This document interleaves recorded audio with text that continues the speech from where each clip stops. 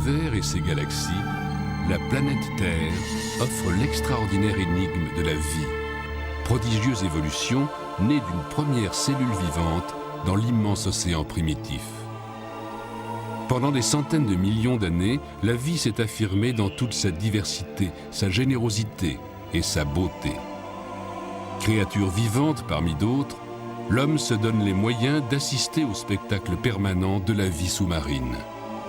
S'il a ce privilège, il a aussi le devoir de respecter ce monde fragile.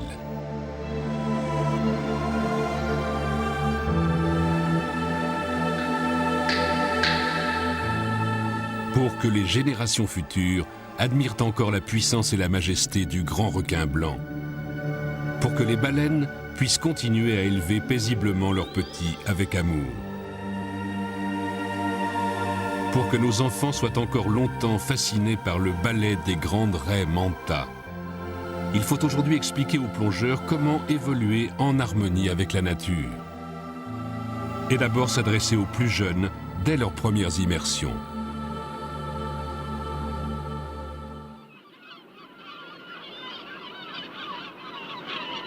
Tout commence par un bon équipement. Le matériel doit être adapté à la taille et aux capacités physiques, afin d'être à l'aise, fluide et aquatique. Voilà, tu as un plomb de trop, hein. On va t'enlever ça parce que... Le lestage est particulièrement important. Ni trop lourd, ni trop léger. C'est parti. Aurélia, tu es prête? Allez. À la mise à l'eau, n'emportons pas de nourriture. La mer n'est pas un aquarium. Ne changeons pas le comportement naturel des animaux en leur donnant de mauvaises habitudes.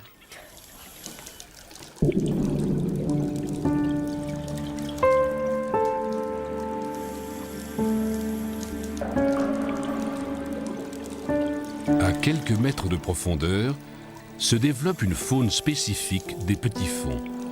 C'est le site idéal pour la découverte du monde marin pour les débutants.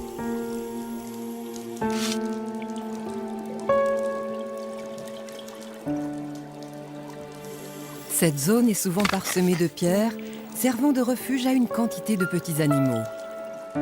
Crustacés, vers, éponges et coquillages divers. En aucun cas, ces pierres ne doivent être retournées. L'exemple de ce caillou déplacé montre avec quelle avidité les prédateurs se précipitent pour dévorer la petite faune cachée. Dans les mers tropicales, les pierres ou coraux morts sont souvent l'objet de retournements par des plongeurs totalement inconscients des effets désastreux de leurs gestes sur l'environnement.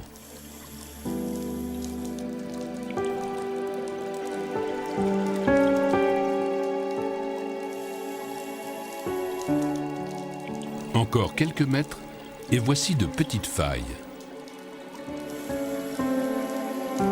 C'est le territoire d'une faune principalement fixée sur les parois de la roche. Grottes et cavités forment un lieu de prédilection pour de nombreuses espèces de poissons qui viennent là pour se reproduire. Évitons de jouer les intrus, en perturbant la quiétude de ce milieu fragile.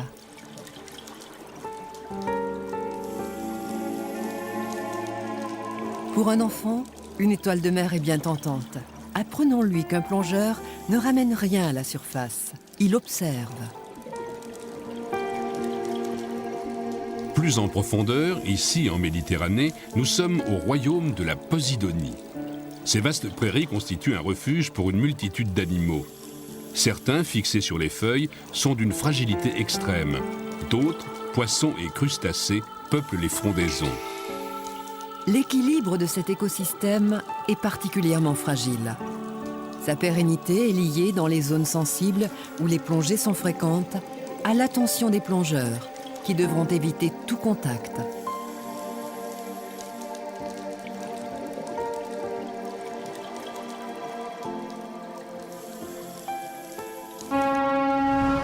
Une palanquée arrive sur un site sensible. Le bateau ne mouille pas. Au cours de la plongée, l'encadrement doit montrer l'exemple.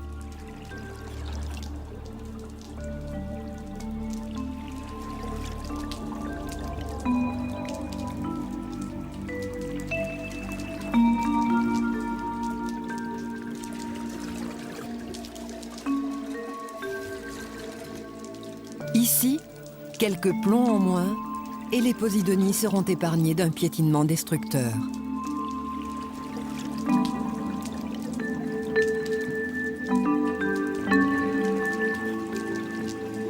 Un autre exemple, très significatif. Pendant les paliers effectués dans les zones rocheuses, les plongeurs ont eu la mauvaise habitude de briser des oursins pour attirer la petite faune locale de poissons. Par endroits répétés des centaines de fois, ce geste a entraîné la destruction progressive de toute une population d'oursins. Ces images, tournées il y a une vingtaine d'années, montrent à l'époque l'abondance des oursins sur ce site. Ils ont quasiment disparu aujourd'hui.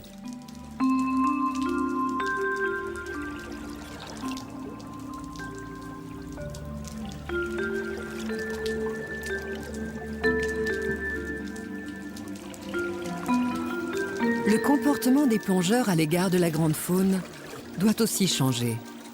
N'oublions pas que les animaux sont ici chez eux. Nous ne sommes que des visiteurs et devons être le plus discrets possible. Les poissons ont besoin de tranquillité. Ne les dérangeons pas lorsqu'ils sont en période nuptiale. Évitons-leur un stress en les poursuivant.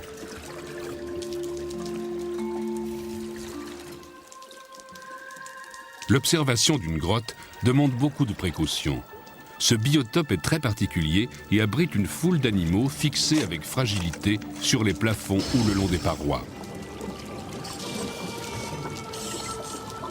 Les dégâts occasionnés par l'entrée maladroite d'un plongeur, qu'ils soient dus au frottement du matériel le long des parois ou à l'action des échappées de bulles sur le plafond, risquent d'être fatals à certains animaux. L'idéal consiste à ne pas rentrer, mais d'observer la faune depuis l'extérieur. De tels dommages, répétés par des dizaines de plongeurs, peuvent transformer la grotte en désert en une seule saison.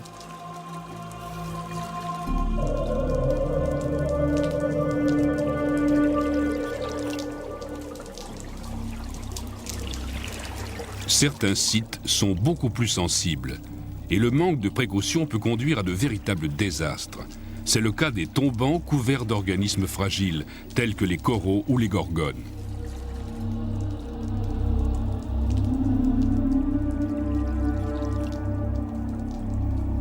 La répétition de simples frottements amène la destruction des minuscules polypes qui forment la colonie animale du corail ou d'une gorgone.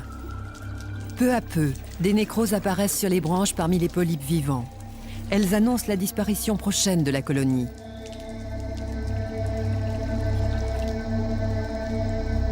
En s'agrippant aux gorgones, dans les zones à courant, les plongeurs peuvent devenir les auteurs d'une destruction progressive d'un écosystème et d'un paysage d'exception.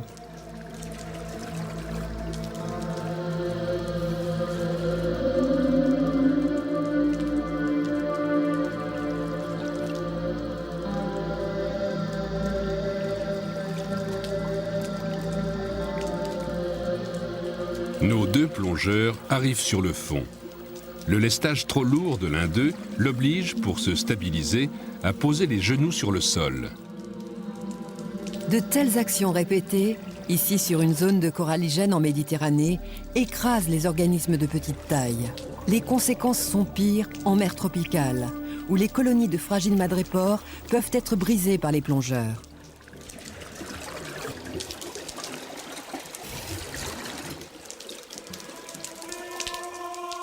Il est donc primordial de veiller toujours à la qualité de son lestage.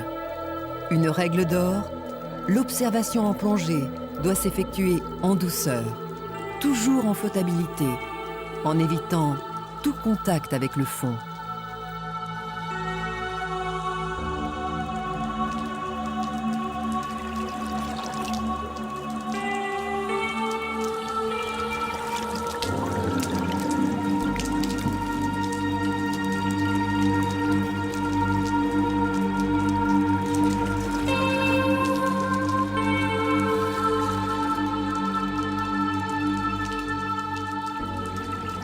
Ces quelques exemples répétés journellement montrent leurs impacts néfastes sur l'environnement. Avec l'écotourisme et la démocratisation des voyages, la plongée sous-marine va poursuivre son essor. Le respect par chacun de quelques règles simples de bonne conduite peut éviter la destruction des sites les plus riches, victimes de leur succès. l'enjeu le justifie. Préserver et transmettre à ceux qui nous suivront ce que nous avons reçu pour notre émerveillement et peut-être un jour pour notre survie.